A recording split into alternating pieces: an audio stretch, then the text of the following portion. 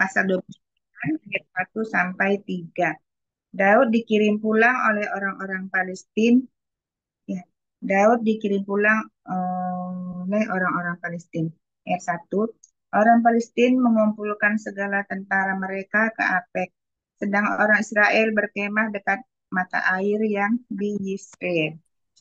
Kedua, maka ketika raja-raja kota orang Palestina berjalan lewat lewat dalam pasukan-pasukan 100 dan 1000, dan ketika juga Daud beserta orang-orangnya berjalan lewat di belakangnya bersama-sama dengan Akis. 3. Berkatalah para panglima orang Palestina itu, apa gunanya orang-orang Ibrani ini? Jawab Akis kepada para panglima orang Palestina itu, bukankah dia itu Daud, hamba Saul, raja Israel, yang sudah 1-2 tahun bersama-sama dengan aku, tanpa kudapati sesuatu pun kesalahan padanya, sejak saat ia membelot sampai hari ini. Amin. Ayat 4. Tetapi para panglima orang Filistin itu menjadi marah kepadanya, serta berkata kepadanya, suruhlah orang itu pulang, supaya kembali ke tempat yang kau tunjukkan kepadanya. Dan janganlah ia pergi berperang bersama-sama dengan kita, supaya jangan ia menjadi lawan kita dalam peperangan. Sebab dengan apakah orang ini dapat menyukakan hati tuannya, kecuali dengan memberi kepala-kepala orang-orang ini? Bukankah lima? Bukankah dia ini Daud yang dinyanyikan orang secara berbalas-balasan sambil menari-nari demikian? Saul mengalahkan beribu-ribu musuh, tetapi Daud berlaksa-laksa. 6. Lalu Akis memanggil Daud dan berkata kepadanya, demi Tuhan yang hidup, engkau ini orang jujur, dan aku memandang baik. Jika engkau keluar masuk bersama-sama dengan aku dalam tentara, sebab aku tidak mendapati sesuatu kejahatan padamu, sejak saat engkau datang kepadaku sampai hari ini. Tetapi engkau ini tidak disukai oleh raja-raja kota. Amin. Ayat 7. Sebab itu pulanglah, pergilah dengan selamat dan jangan lakukan apa yang jahat di mata raja-raja kota orang Filistin itu. Tetapi Daud berkata kepada Akis, apa yang telah kuperbuat dan kesalahan apa yang kau dapati pada hambamu ini sejak saat aku menjadi hamba kepadamu sampai hari ini, sehingga aku tidak boleh ikut pergi berperang melawan musuh tuanku raja. Lalu Akis menjawab Daud, aku tahu engkau ini memang kusukai seperti utusan Allah. Hanya para panglima orang Filistin telah berkata, ia tidak boleh pergi berperang bersama-sama dengan kita. 10.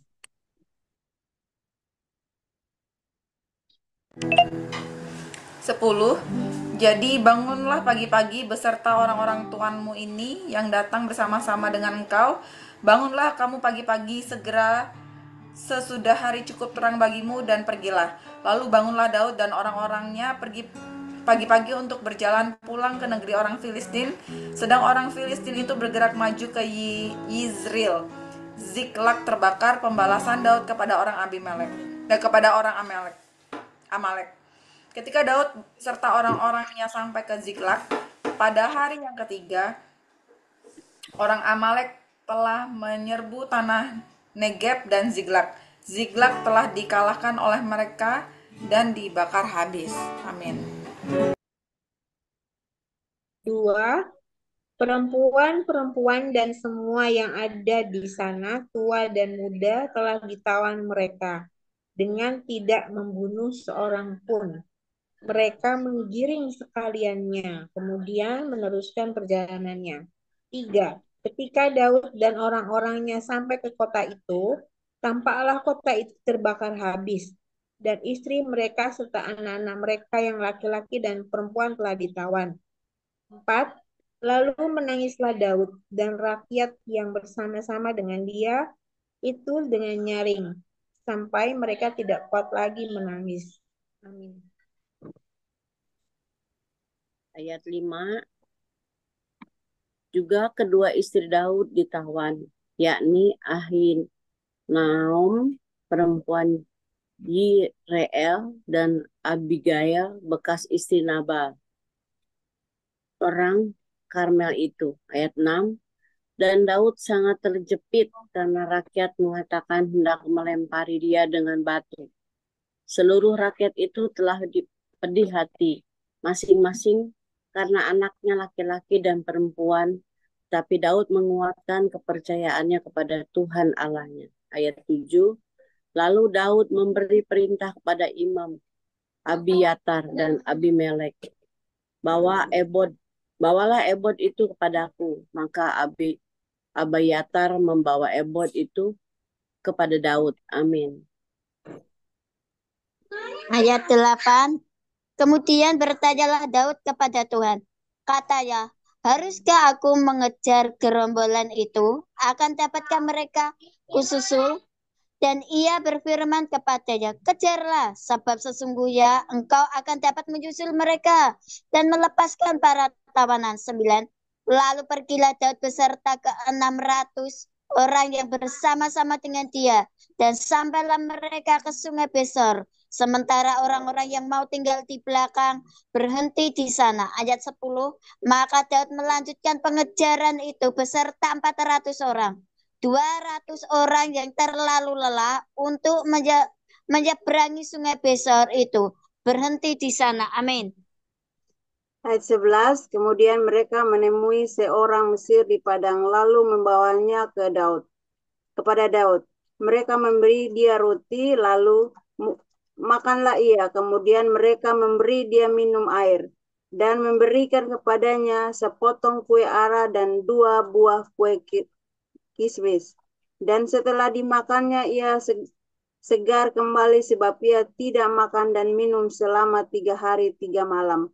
Ayat 13, kemudian bertanyalah Daud kepadanya, budak siapakah engkau?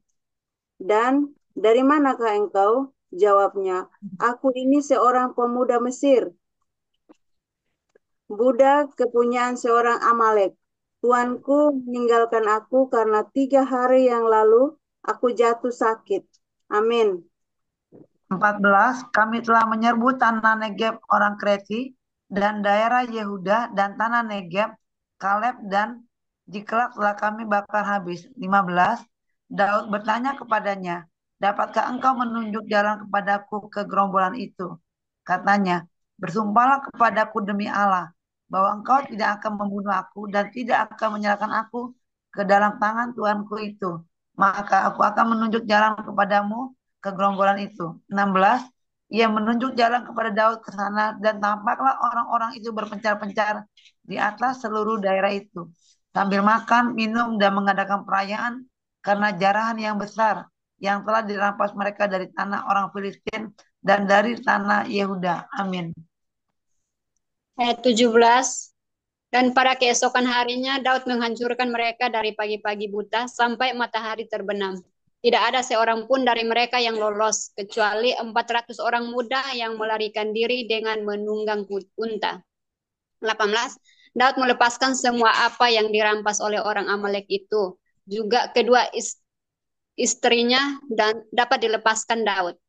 19. Tidak ada yang hilang pada mereka dari hal yang kecil sampai hal yang besar, sampai anak laki-laki dan anak perempuan, dan dari jarahan sampai segala sesuatu yang telah dirampas mereka. Semuanya itu dibawa Daud kembali. Amin. Ayat 20, Daud mengambil segala kambing, domba, dan lembu. Semuanya itu digiring mereka di hadapannya, serta berkata, inilah jarahan Daud. Ayat 21, ketika Daud sampai kepada ke 200 orang yang telah terlalu lelah untuk mengikuti Daud, yang telah dibiarkannya tinggal di dekat sungai Besor, maka keluarlah orang-orang ini menyongsong Daud dan menyongsong rakyat yang bersama-sama dengan dia. Daud mendekati orang-orang itu dan memberi salam kepada mereka. Ayat 22, kemudian mulailah berbicara semua orang jahat dan orang dursila di antara orang-orang yang ikut pergi bersama-sama dengan Daud itu. Katanya, karena mereka tidak ikut pergi bersama-sama dengan kita, janganlah kita berikan kepada mereka apa-apa dari jarahan yang kita selamatkan itu, kecuali kepada masing-masing mereka, istrinya dan anak-anaknya. Itu boleh mereka bawa dan biarlah mereka pergi. Amin. Bu Yanti di-unmute baca 1 Samuel 30 ayat 23. Bu Yanti, di unmute ya. Ayat berapa, Bu? 23. Jadi 1 Samuel 30 ayat 23.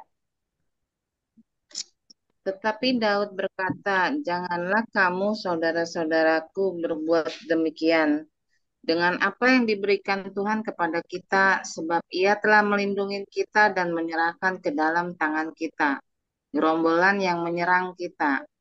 Ayat 24, "Siapa yang mau mendengarkan kamu dalam perkara ini? Sebab bagian orang yang tinggal di dekat barang-barang adalah sama seperti bagian orang yang pergi berperang. Itu akan dibagi sama-sama." Ayat 25, "Dan demikian halnya sejak hari itu dan seterusnya. Hal itu ditentukan menjadi ketetapan dan peraturan bagi orang Israel sampai sekarang." Amin. Selesai. 3 ayat aja. Bu Di, Ibu Ning Dari ikut lagi. ayat berapa ya? 1 Samuel 30 ayat 26 sampai 28, Bu. Oke. 1 Samuel 30 ayat 26. Daud mengirim pemberian kepada para tua-tua di Yehuda. Ketika Daud sampai di Siklag, dikirimnya lah sebagian dari jarahan itu kepada para tua-tua di Yehuda, kepada teman-temannya dengan pesan, "Inilah pemberian kepadamu dari jarahan yang dirampas dari musuh Tuhan." Ayat 27, yakni kepada yang di Betel, kepada yang di Ramot, di tanah selatan, kepada yang di Yatir, kepada yang di Arur, kepada yang di Sifmot, kepada yang di Estemoa, Amin. kepada Sudah 3 ayat, Bu. Ayat 29, kepada yang di Rakal, kepada yang di kota-kota Yerahmeel, kepada yang di kota-kota orang Keni. 30, kepada yang di Horma, kepada yang di Bor Asan, kepada yang di Atak. 31, kepada yang di Hebron dan kepada segala tempat di mana Daud yang orang-orangnya menggembara. Amin. Lanjut Bu Nur Cahya. 1 Samuel pasal 31, 1 sampai 3 ya. Sementara Saul mati. Sementara itu orang Palestina berperang melawan orang Israel. Orang-orang Israel melarikan diri dari hadapan orang Palestina dan banyak yang mati terbunuh di pegunungan Gilboa. 2. Orang Palestina terus mengejar Saul dan anak-anaknya dan menewaskan Yonatan, Abinadab, dan Malkisua, anak-anak Saul. 3. Kemudian makin beratlah pertempuran itu bagi Saul. Para pemanah menjumpainya dan melukainya dengan parah. Amin. Ayat 4. Lalu berkatalah Saul kepada pembawa senjatanya, "Hunuslah pedangmu dan tikamlah aku, supaya jangan datang orang-orang yang tidak bersunat ini menikam aku dan memperlakukan aku sebagai permainan." Tetapi pembawa senjatanya tidak mau, karena ia sangat segan.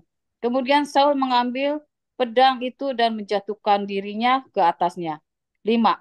Ketika pembawa senjatanya melihat bahwa Saul telah mati, ia pun menjatuhkan dirinya ke atas pedangnya, lalu mati bersama-sama dengan Saul. 6. Jadi Saul, ketiga anaknya dan pembawa senjatanya dan seluruh tentaranya sama-sama mati pada hari itu. Amin. Ayat 7, ketika dilihat orang-orang Israel yang di seberang lembah dan yang di seberang sungai Yordan, bahwa tentara Israel telah melarikan diri, dan bahwa Saul serta anak-anaknya sudah mati, maka mereka meninggalkan kota-kota mereka, lalu melarikan diri juga. Kemudian datanglah orang Filistin dan menetap di sana.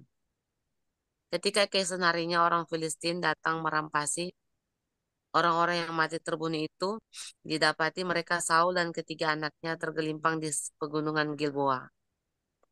Mereka memancung kepala Saul, merampas senjata-senjatanya, dan menyuruh orang berkeliling di negeri orang Filistin untuk menyampaikan kabar itu di kuil berhalanya dan kepada rakyat. 10. Kemudian mereka menaruh senjata-senjata Saul di kuil Asitoret dan mayatnya dipakukan mereka di tembok kota Betsean. Ketika penduduk Yabes Gilead mendengar tentang apa yang telah dilakukan oleh orang Filistin kepada Saul, maka bersiaplah segenap orang gagah perkasa. Mereka berjalan terus semalam-malaman lalu mengambil mayat Saul dan mayat anak-anaknya dari tembok kota Betsean. Kemudian pulanglah mereka ke Yabes dan membakar mayat-mayat itu di sana. Mereka mengambil tulang-tulangnya lalu menguburkannya di bawah pohon tamariska di Yabes. Sesudah itu berpuasalah mereka 7 hari lamanya. Amin. Amin. Amin. Baik Ibu-Ibu, kita sudah selesai membaca 3 pasal. Kita akan mendengarkan musik ya untuk mengantar kita bersaat teduh dan kita percaya Roh Kudus akan menanamkan rema untuk kita yang siap kita bagikan bersama.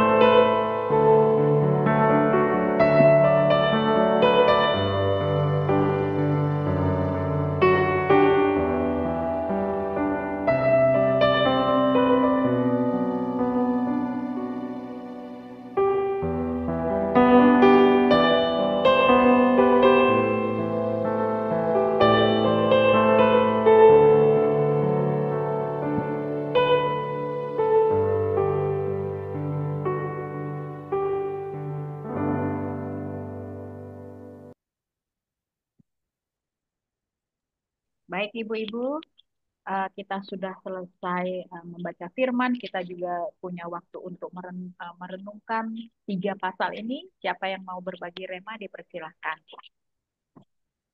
Dipersilahkan, silahkan Ibu-Ibu.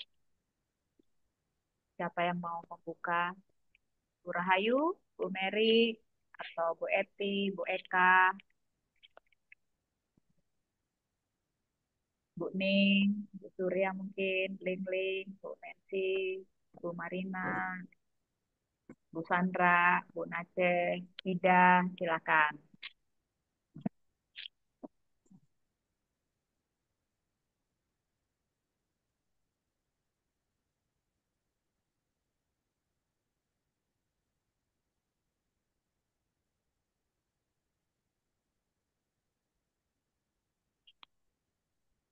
Silakan, siapa mau duluan?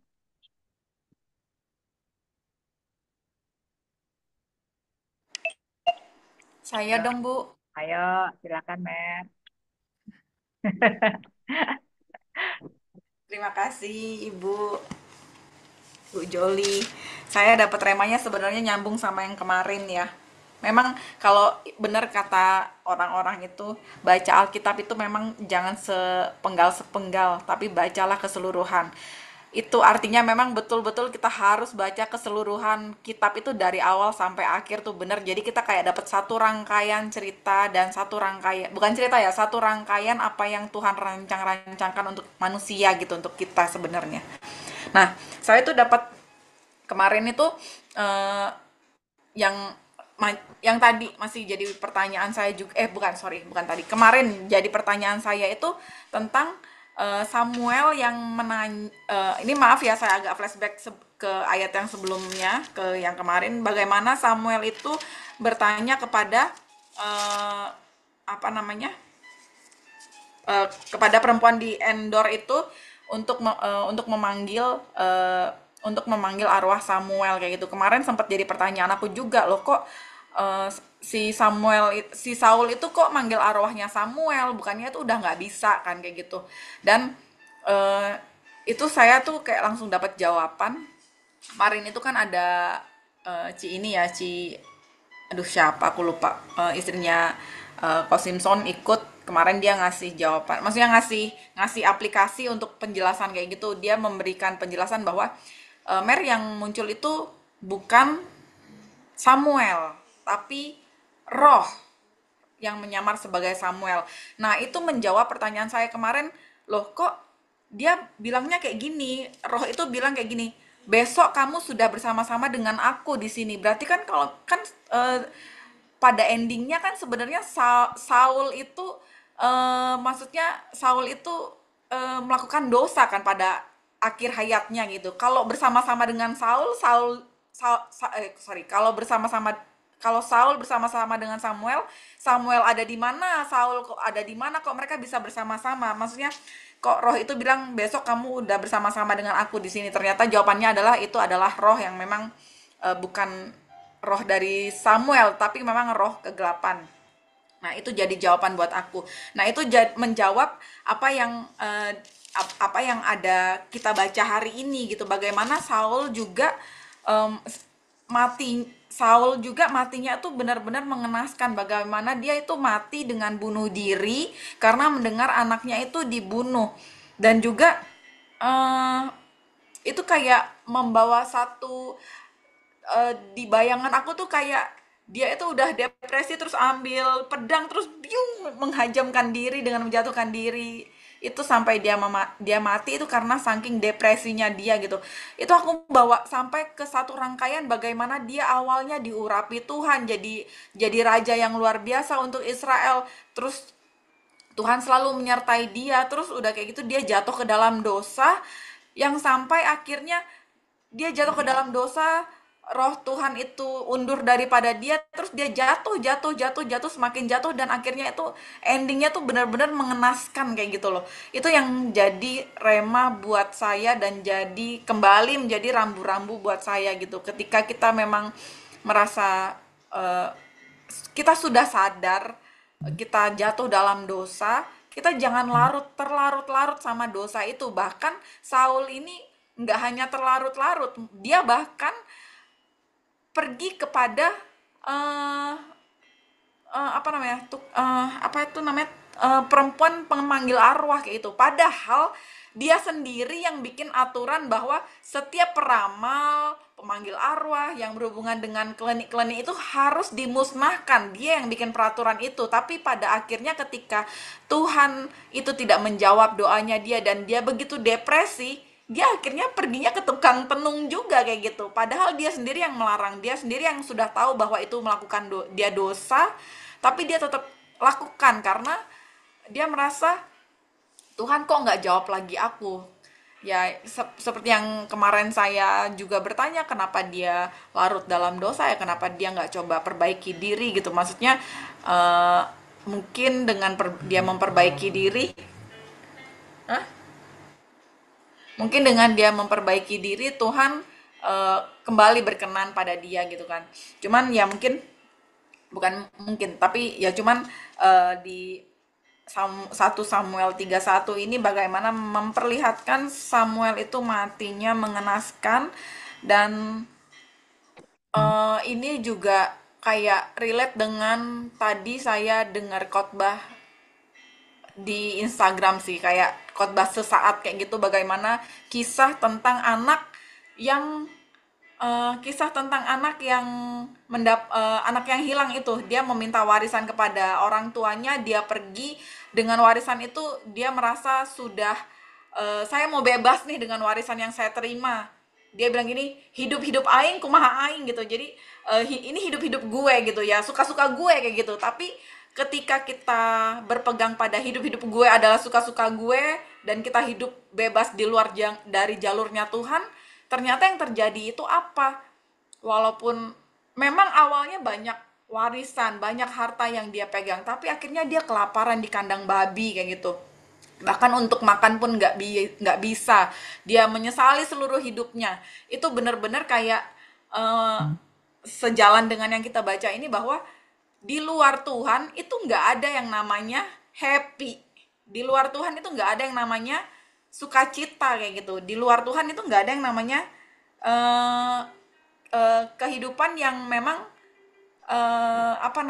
kehidupan yang memang membawa happy ending kayak gitu. Pasti membawa di luar dari Tuhan itu hidup kita tuh kayak yaitu anak yang hilang dan juga Saul ini, bagaimana adanya sebenarnya kehancuran, kenaasan, penderitaan, kesengsaraan kayak gitu. Itu aja yang saya dapat rema pada hari ini. Terima Baik, kasih terima Joni. kasih ya Mary ya. Jadi begitu ya, Saul itu awalnya adalah man of God, tapi kemudian dia menjadi man of devil, manusia setan. Karena apa? Tadi itu ya, dia datang ke arwah. Nah, tahu nggak kenapa akhirnya dia mati naas ini?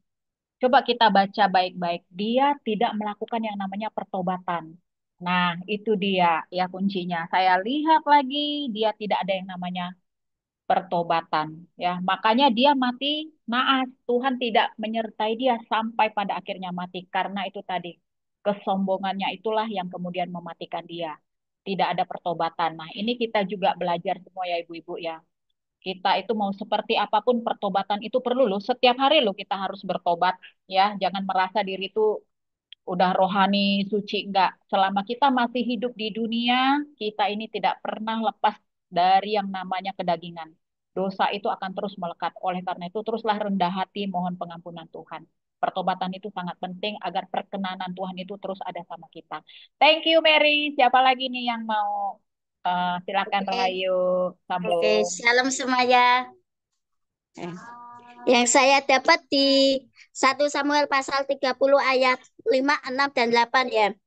Di mana Daud itu sangat terjepit ya di ayat 6, dan di ayat 5. Juga kedua istri Daud ditawan, yakni Ahinoam, perempuan Israel, dan Abigail, bekas istri Nabal, orang Karmel itu. Dan Daud sangat terjepit karena rakyat mengatakan hendak melempari dia dengan batu. Seluruh rakyat itu telah pedih hati masing-masing karena anaknya laki-laki dan perempuan, tetapi Daud menguatkan kepercayaannya kepada Tuhan Allahnya. Ya, di mana Daud ini sangat terjepit ya. Dia mau dilempari batu dengan orang-orang di sekitarnya. Tetapi Daud mempunyai iman yang luar biasa, tetap kokoh dengan kepercayaannya dengan Tuhan. Jadi dia tidak mengandalkan kekuatannya sendiri, tetapi minta petunjuk Tuhan. Di ayat 8, kemudian bertanyalah Daud kepada Tuhan. Daud bertanya kepada Tuhan, apa yang harus Daud lakukan? Jadi dia tidak berjalan sendiri ya. Dia mempunyai hikmat yang luar biasa yang Tuhan taruh kepada Daud. Begitu pula dengan kita. Saat kita di dalam masalah yang terjepit, apakah iman kita masih kokoh dengan Tuhan atau mengandalkan kekuatan? Ya, seumpama berhutang ya. Apakah ya kenalanku kaya-kaya, aku mau pinjam sana, aku mau pinjam sini, dan keluargaku bermasalah. Aku minta pertolongan siapa? Hamba Tuhan yang selalu aku minta tolong, minta doa. Tetapi itu tergantung respon kita. Kalau kita merespon dengan tidak punya iman, kepercayaan kita runtuh dan tidak kokoh, itu sama saja menghentikan Tuhan berbicara. Di sini kan Daud meminta petunjuk Tuhan. Apakah aku katakan, haruskah aku mengejar gerombolannya? Gerombolan itu akan dapatkah mereka kususul? Dan Tuhan berfirman, kejarlah, sebab sesungguhnya engkau akan dapat menyusul mereka dan melepaskan para tawanan. Ya, jadi saat kita punya masalah, duduk diam, tanya Tuhan. Tuhan tidak orang yang seperti saya yang belum punya kepekaan untuk mendengar suara Tuhan ya. Tetapi di dalam firman ini adalah hidup. Tuhan bisa berbicara melalui firman ini. Jadi saat kita punya masalah, jangan mengandalkan kekuatan. Tanya Tuhan, walaupun itu terjepit dengan akal, dengan manusia, tidak ada pertolongan. Tetapi saat kita mengandalkan Tuhan, pertolongan itu pasti datang tepat pada waktunya. Karena waktu Tuhan, waktu yang terbaik. Bukan kita rasa waktuku yang terbaik, tapi belum tentu waktu kita ditentukan dengan Tuhan. Jadi kita jangan merasa sombong, ya betul seperti Bu Joli tadi ya, rohani. Dan pertobatan itu harus sehari, tiap hari ya, saat kita doa yang baik itu harus kita bertobat saat belum kita beraktivitas. Karena kita hidup masih dalam daging. Jadi ini ya mengingatkan saya ya, saat ada masalah, apakah kita undur dari Tuhan, menyalahkan Tuhan, atau kita melekat dengan Tuhan, yaitu pokok anggur penolong kita. Itu yang saya dapat, Bu. Terima kasih. Terima kasih Bu Rahayu, benar ya. Ketika kita ini pasti semua ada masalah ya. Masalah rumah tangga, masalah perekonomian, masalah itu terus ada. Kalau tidak ada masalah, kita nggak hidup di dunia namanya. Udah hidup di dunia lain gitu ya. Cuman bagaimana kita merespon masalah kita, itu tadi mengandalkan Tuhan. Nah, yang paling penting adalah support system. Itu tadi ya, makanya bersyukur pagi kita itu dibuka dengan firman, pujian penyembahan, dan malam kita ditutup juga dengan firman. Sehingga kita ini harus memang dikelilingi oleh komunitas yang membangun. Sedikit aja ada masalah, terus kita lari dari komunitas yang membangun ini, kita lari ke komunitas yang salah. Nah, siap-siap kita benar-benar akan jatuh. Jadi semakin kita dekat dengan support system, yaitu yang mensupport kita secara kerohanian, itu kita bisa dibantu ya, dibantu secara mindset, perubahan pikiran kita dibantu, secara iman kita juga dikuatkan, secara jiwa kita juga bisa merilis, melepaskan gitu ya, apa yang menjadi beban kita. Jadi jangan khawatir ibu-ibu ya, kita di sini saling topang, dan seperti kata Bu Rahayu bilang tadi, kita tetap harus mengandalkan Tuhan, jangan mengandalkan eh, apa namanya kekuatan manusia kita ya gitu. Kalau ngandalin manusia kita capek sendiri nanti gitu ya. Tetap memasrahkan diri kepada Tuhan seperti itu karena percaya bahwa yang terbaik pasti Tuhan berikan untuk kita. Thank you Rahayu. Siapa lagi nih? Bu Eka mau? Bu Eti silahkan. Bu Ning, Bu Mensi, Ida, Bu Surya, Ling Ling.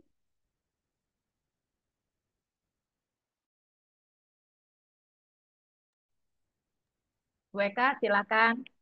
Halo, mungkin saya sedikit ya. Ini saya merema di 1 Samuel 30 ayat 6. Dan Daud sangat terjepit karena rakyat mengatakan hendak melempari dia dengan batu. Seluruh rakyat itu telah pedih hati, masing-masing karena anaknya laki-laki dan perempuan, tetapi Daud menguatkan kepercayaannya kepada Tuhan Allahnya. Nah, di sini pada Ziklag itu saya cari di Google itu nama kota kuno itu di tanah Kanaan ya. Ya. Jadi itu porak-poranda kayaknya waktu itu ya. Perempuan-perempuannya di apa? Di sana pokoknya ditawan, pokoknya sama orang Amalek itu ya. Nah, tapi Daud itu saking dekatnya sama Tuhan, sama Tuhan Allahnya, itu Daud tidak bersungut-sungut gitu loh. Daud malah menguatkan kepercayaannya kepada Tuhan gitu. Jadi di sini yang merema dalam saya tuh apapun kondisi yang dialami dalam kehidupan ini, itu kita tetap bersandar sama Tuhan dan tetap percaya bahwa Tuhan akan melakukan yang terbaik. Seperti yang Daud juga lakukan dulu gitu ya. Dia nggak stres, dia walaupun keadaannya udah sangat stres, tapi dia tetap kuat di dalam Tuhan dan percaya kepada Tuhan. Itu sih yang saya Ya, dapatkan, Rena. Terima terima kasih. kasih Bu Eka ya, sama kayak Bu Rahayu tadi ya. Tetap kita mengandalkan Tuhan ya. Ingat, kalau kita mengandalkan manusia, manusia itu mengecewakan loh. Jadi kita harus mengandalkan Tuhan supaya nggak kecewa, ya kan ya? Betul ya. Oke, siapa lagi? Apakah ada lagi yang mau? Silakan Ida, Ya, silakan. ini saya dapat remanya ini dari 1 Samuel pasal 29 ayat 7 dan 6. Saya bacakan dulu ayat 6 dan 7. Lalu Akis memanggil Daud dan berkata kepadanya, "Demi Tuhan yang hidup, engkau ini orang jujur dan aku memandang baik. Jika engkau keluar masuk bersama-sama dengan aku dalam tentara, sebab aku tidak mendapati sesuatu kejahatan padamu sejak saat engkau datang kepadaku sampai hari ini. Tetapi engkau ini tidak disukai oleh raja-raja kota." Ayat 7, sebab itu pulanglah, pergilah dengan selamat dan jangan lakukan apa yang jahat di mata raja-raja kota orang Filistin itu.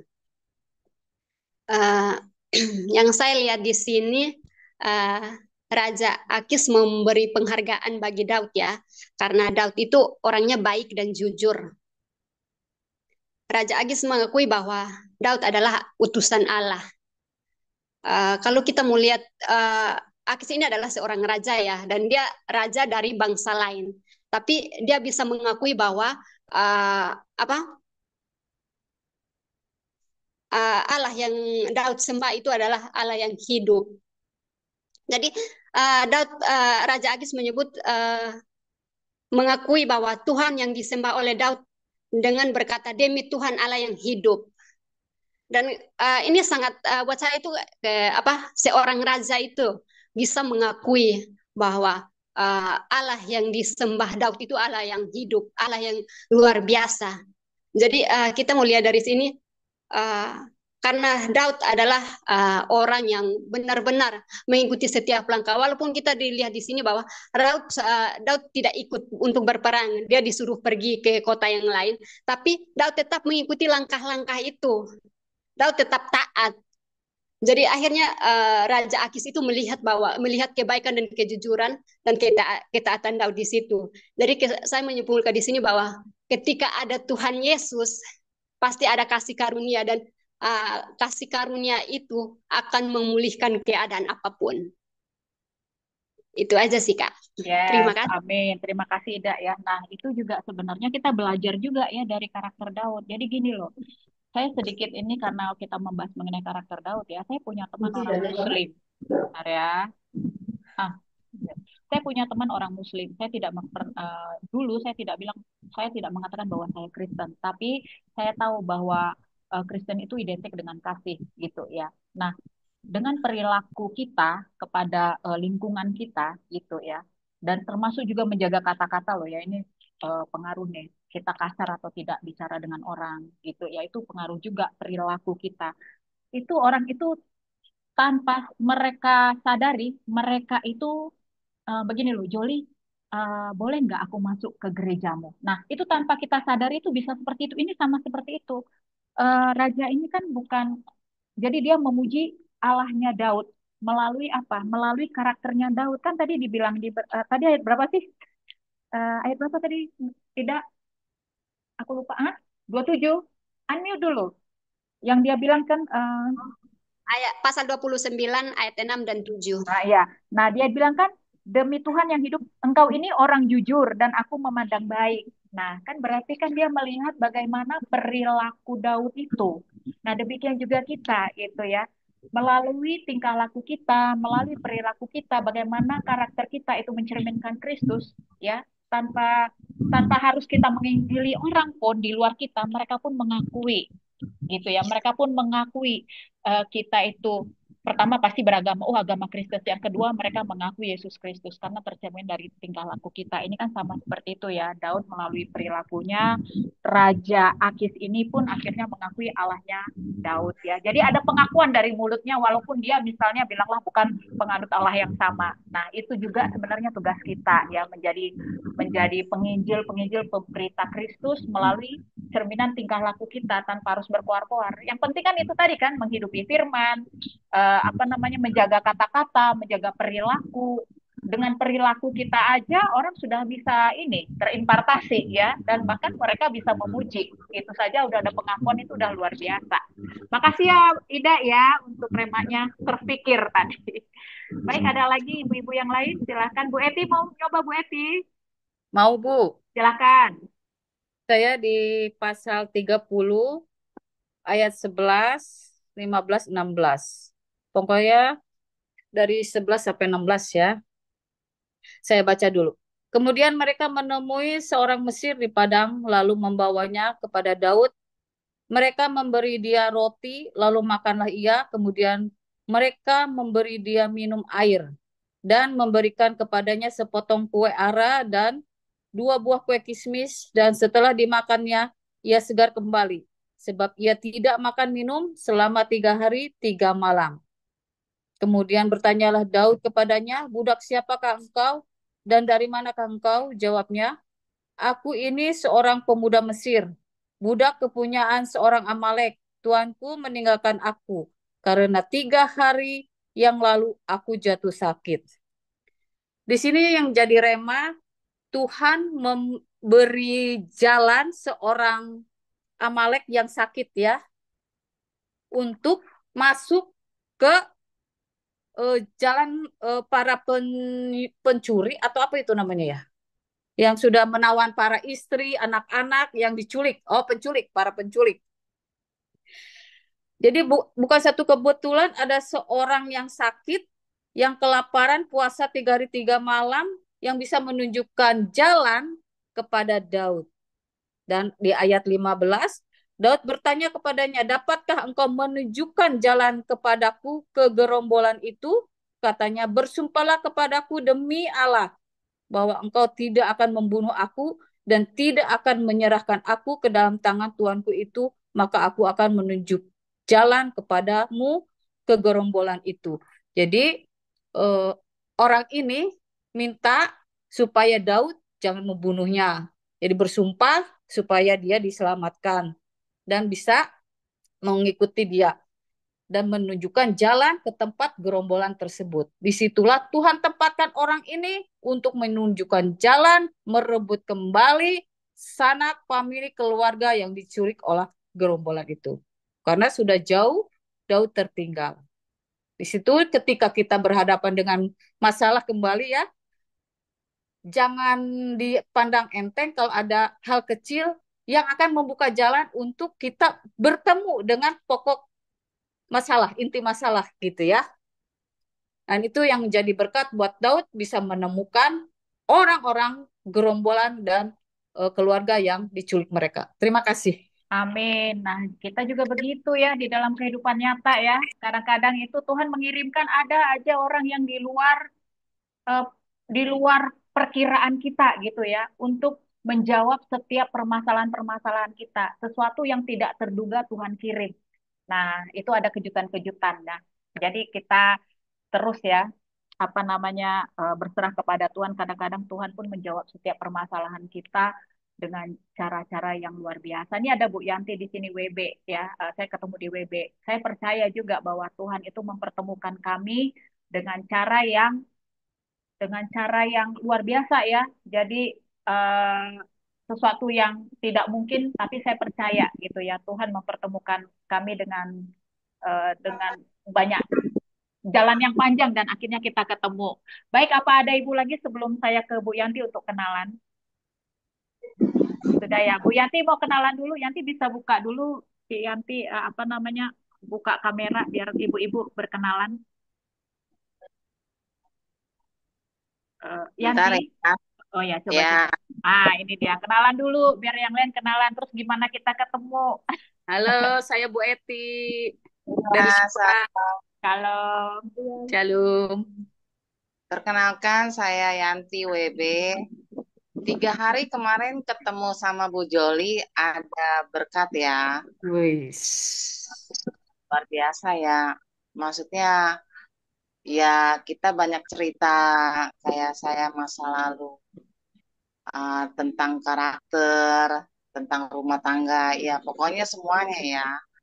Memang di samping situ dari masa lalu sampai sekarang pencobaan tuh memang terlalu berat.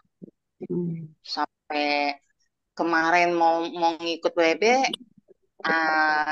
masih dalam keadaan duka ya, dimana juga saya ketinggalan saudara kandung yang dipanggil Tuhan gitu. Ya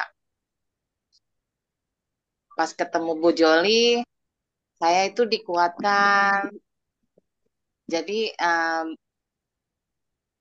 saya juga banyak belajar dengan ngikut WP itu ya, ibu-ibu. Memang kalau kita ini manusia, kalau kita jauh sama Tuhan ya, kayaknya terasa ada kekurangan sesuatu. Memang sih dari semua beban itu ada hikmahnya ya. Terus pas kemarin wisuda ada momen yang terpenting di mana yang selama ini saya belum rasain, terus akhirnya juga bisa saya rasain. Terus dari ngikut WB itu saya benar-benar belajar. Saya juga pun nggak bisa menyalahkan dari pihak satu ya. Saya juga mengkoreksi diri saya bahwa selama ini saya seorang istri atau jadi seorang ibu masih banyak kekurangan ya kan, dari ucapan atau dari apa. Jadi ya belajar itu jadi bisa berubah. Nah terus dari kemarin pas hari ketiga ikut WB itu suami datang. Dari situ juga mungkin mengerti gitu kan, dari ikatan baru. Terus ya paling pentingnya sesi yang ikatan baru itu. Jadi kita berdua sama-sama dipulih. Ya, gitu, ya. terima kasih ya. Jadi ibu-ibu, Bu Yanti ini dia kami bertemu di WB itu namanya, maksudnya adalah wanita bijak gitu ya. Latar belakangnya Ibu Yanti ini adalah Buddha dulunya seperti itu. Nah nanti mungkin suatu hari dia bisa bersaksi bagaimana bisa menjadi Kristen gitu ya. Tapi ceritanya terlalu panjang, jadi mungkin lain waktu gitu. Tapi senang kalau Bu Yanti bisa bergabung di sini karena saya percaya Bu Yanti bisa bertumbuh di komunitas ini ya Bu ya. Ya, ada suaminya juga di situ ya, ada suaminya juga. Ada. Oh ya, Ada.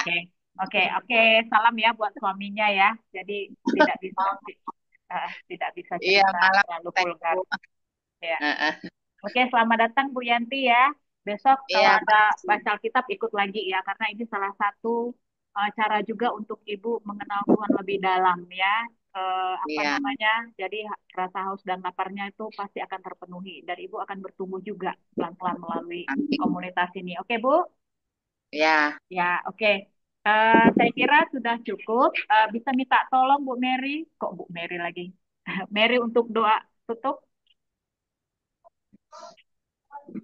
Oke, baik. Terima kasih Bu Ibu. Kita akan berdoa kali ini. Maaf, kali ini kita akan doa penutup.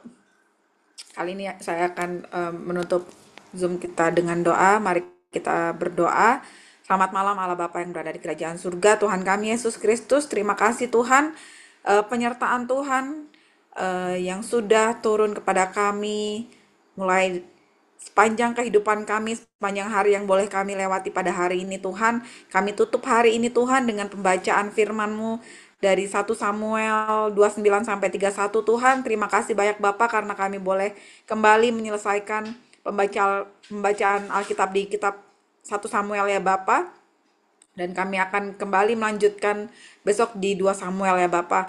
Tuhan Yesus Kristus, terima kasih atas segala rema yang boleh kami terima Tuhan, segala sharing yang boleh kami terima Tuhan. Biarlah itu terus menjadi rambu-rambu kehidupan kami ya Bapa, menjadi terus sarana Engkau berbicara kepada kami ya Bapa, sehingga kami terus semakin hari semakin tahu apa yang harus kami lakukan Tuhan, sehingga kami terus bisa menjadi orang yang berkenan di hadapan Tuhan, orang yang terus Tuhan tegur melalui firman-Mu Tuhan atas segala perilaku yang kami perbuat Tuhan, baik sengaja maupun tidak sengaja. Ampuni kami Tuhan atas segala dosa-dosa yang kami lakukan ya Bapa, baik sengaja maupun tidak sengaja ya Bapa, agar kami selalu layak di hadapan Tuhan. Terima kasih Tuhan. Kami sebentar lagi akan bubar ya Bapa, dan kami juga akan beristirahat.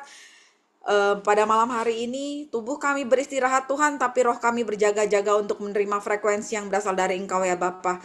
Berikan pesan-Mu Tuhan kepada kami melalui istirahat kami ya Bapa, sehingga dari pesan-Mu itu Tuhan kami boleh terus sampaikan pesan sukacita, damai sejahtera kepada orang lain ya Bapa. Kami terus Engkau pakai ya Bapa untuk menjadi berkat bagi orang-orang di sekitar kami dan orang-orang yang kami temui pada hari ini.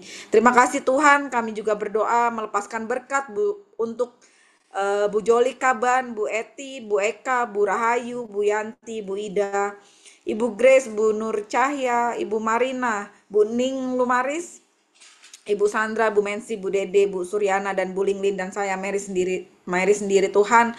Damai sukacita yang berasal dari Tuhan, berkat yang berasal dari Tuhan, berkat damai sukacita, sejahtera, kesehatan, semua kelimpahan berasal dari surga dilepaskan kepada kami ya Bapa, karena kami tahu Tuhan apa yang kami ikat di bumi akan terikat di surga, dan apa yang kami lepaskan di bumi akan terlepas di surga. Kami ikat Tuhan dan kami lepaskan semua kebaikan yang berasal dari surga berada di tengah-tengah kami, keluarga kami, dan anak-anak kami ya Bapa. Terima kasih Tuhan Yesus Kristus, terima kasih Roh Kudus. Kami tutup hari ini Tuhan dengan ucapan syukur yang luar biasa kepadamu. Amin. Amin. Terima kasih.